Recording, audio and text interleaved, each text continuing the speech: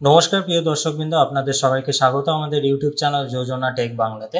তো বন্ধুরা, আজকে এই ভিডিওতে কিন্তু আমরা আলোচনা করব এই যে চলতি জুন মাস।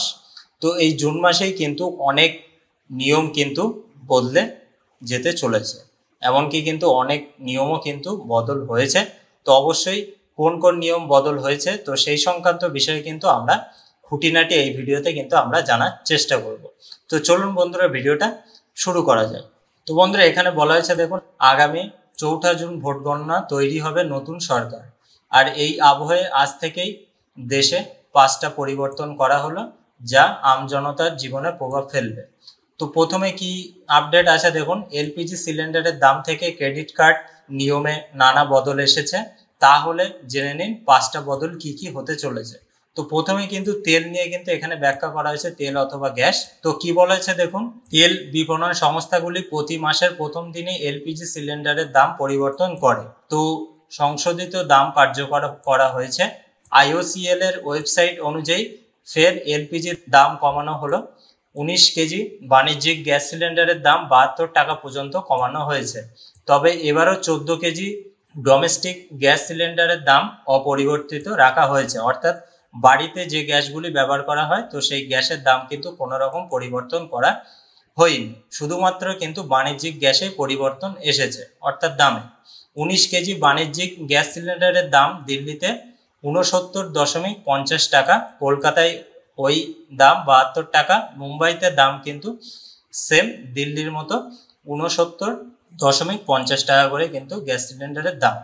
তো আরও কি বলা আছে দেখুন, বাণিজ্যিক এলপিজি সিলিন্ডারের দাম কমানোর সিদ্ধান্ত নেবার পাশাপাশি তেল বিপণন সংস্থাগুলি এয়ার ফুয়েল অর্থাৎ এয়ার টারবাইন ফুয়েল এটিএফ এর দাম পরিবর্তন করেছে, যার প্রভাব পড়তে পারে বিমান সফরে।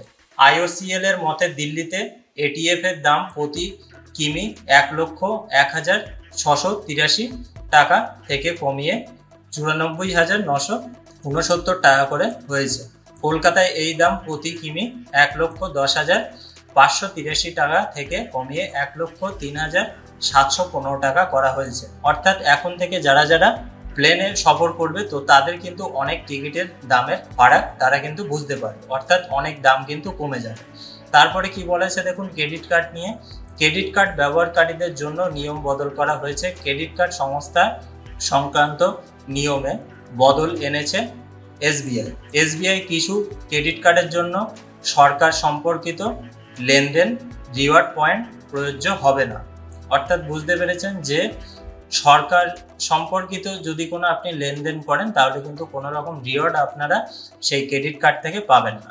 তারপরে দেখুন, ড্রাইভিং লাইসেন্স নিয়ে এখানে কিন্তু নিয়ম বদল করা হয়েছে। ড্রাইভিং লাইসেন্স নিয়মে বদল ঘটানো হলো।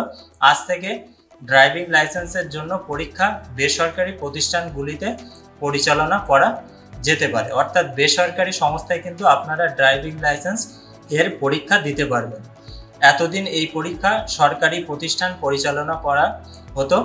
আরটিও দ্বারা স্বীকৃত বেসরকারি প্রতিষ্ঠানে পরীক্ষা পরিচালনা করা হবে।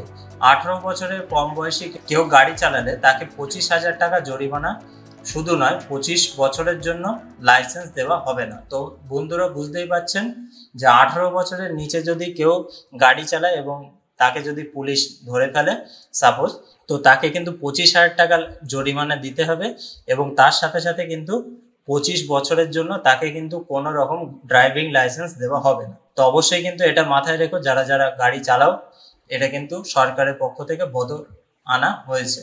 তারপরে কি বলা হয়েছে দেখো, আধার কার্ড আপডেট করার সময়সীমা 14 জুন পর্যন্ত বাড়ানো হয়েছে। নতুন করে আপডেট করার সময়সীমা আর বাড়ানো নাও হতে পারে। এরপরে আপনি যদি এটি আপডেট করতে আধার কেন্দ্রে যান, তবে আপনাকে প্রতি আপডেটের জন্য 50 টাকা কিন্তু চার্জ দিতে হবে। এখন যেটা ফ্রি পয়সায় হচ্ছিল সেটা কিন্তু আর হবে না। এখন কিন্তু আপনি যদি আপডেট করতে চান, তাহলে কিন্তু 50 টাকা করে আপনাদের কার্ড পিছু দিতে হবে। তো বন্ধুরা, বুঝতে পারলেন যে বাণিজ্যিক এলপিজি গ্যাস সিলিন্ডারের দাম কিন্তু পরিবর্তন করা হয়েছে, তেলের কিন্তু কোনো রকম দাম পরিবর্তন করা হয়নি। ক্রেডিট কার্ডের নিয়ম কিন্তু ছোটোখাটো বদল আনা হয়েছে এবং ড্রাইভিং লাইসেন্সেও কিন্তু বদল আনা হয়েছে, সেটা কিন্তু আপনাদেরকে বললাম। এবং আধার কার্ড সংক্রান্তেও কিন্তু ছোটোখাটো নিয়ম কিন্তু পরিবর্তন করা হয়েছে।